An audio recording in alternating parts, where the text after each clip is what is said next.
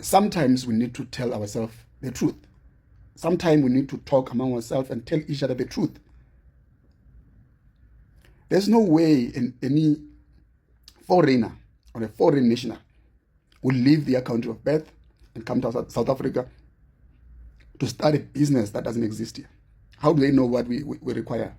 What do they know? How do they know what we're lacking? How do they know what is our dire basic needs, however they are? How do they know that? Nobody would leave Nigeria for South Africa to come sell drugs if they don't know there's a market for it.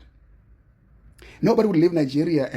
Hello guys, how are you all doing? So it's another day Black South Africans. I want you to come closer. So let's talk about Black South Africans. Do you know as of this 2026, South Africa remains the highest crime, has the highest crime index in Africa continent.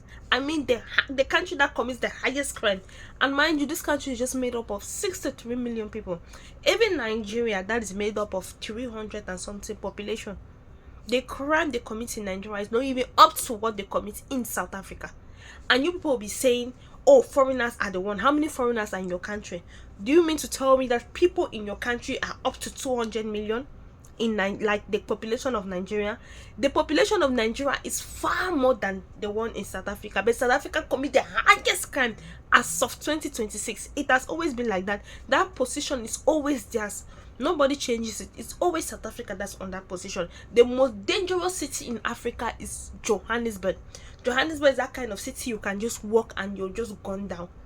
And you see these people, they'll be calling foreigners. Everything in their country is foreigners. If truly foreigners were really the problem in your country, if truly foreigners were really the problem in your country, then you will be hearing people that are committing those crimes. You'll be hearing those type of crime in their country.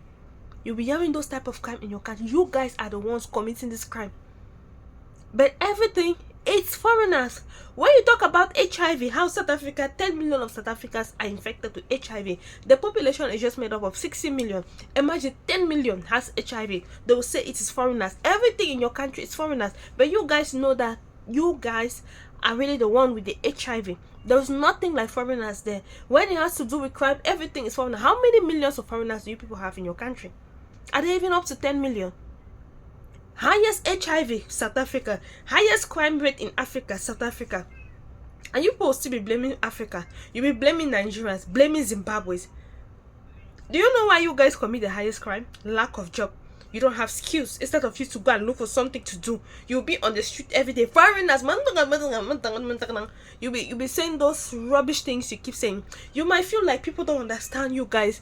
People understand you guys. You people might be doing the right thing, but you don't do it the right way. Going around harassing foreigners, the same you choose Indians, you choose Americans, you choose Europeans. The same these people that kick against your deliberation of you people doing years back. It was Africans that stood by you. It was Africans that helped you guys. These European, Indians, China, they never helped you. Did you see them helping you during apartheid? The same people that stood by you. Today you guys are against them. Why are you guys not chasing Indians? Why are you guys not chasing Asians? Why are you guys not chasing them? You still have that mentality of the white people still have supremacy over you. That's why even you guys are protesting. You see a white person in front of you, you will just pat. You will not do anything to them. But once you see a black person, you start using your stick and be hitting them. You don't like truth. The truth really, really hurts. But when are you guys going to stop? You guys are not going to stop, because you see these foreigners, very soon you guys will become a foreigner in your own country. Because guess what? You own just 4% of land in your country. By the time those white people in your country are done with you guys, you people will start looking for land in Zimbabwe, Malawi. All of you in that country, you are a big time foreigner. You say this is your country, but the only thing you have is ID. Do you guys have anything in that country? Mining, everything in your country is owned by white people. Do you have anything in that country as a black person? The economy in your country is run by white people. Do you have anything? Don't let you say, oh, the president is black, and so everything is still controlled by the whites. You call Nigeria, Zimbabwe's foreigners. You guys are the real foreigners in that country. You are a foreigner in your own country. Nothing you guys don't own. In your country, you rent to the white people. They came and took everything from you people. You're just the abahambe. And become a pimp in South Africa if there's no market for that space. No one come from Zimbabwe, Mozambique, and come hijack cars and strip the cars and sell the parts if there's no market for it. We have to introspect. We have to introspect.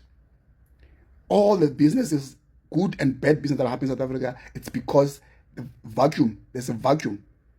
And nature doesn't allow vacuum. There's a vacuum, and it was created. There's an existence and appetite for this kind of businesses. Hence, these guys have saw that space and they came and occupied it. Is it right? No, it's wrong. But we should be the first people to blame ourselves with allow such. Cash in transit, Robert, we created that. Hence, they come, then they join on. They're riding on the same wave. We created that. Our police, how many emalokishini where we stay? Let's not lie to each other.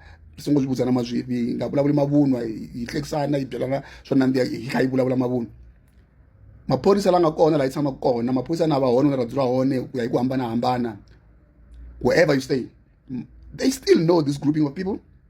They know who does what where, and we ourselves we know where these people are hiding. We never say nothing. We're leaving the guys that are doing cash and transit. We know which house they live. We know it's our brothers and sisters and our cousins. We know where they live.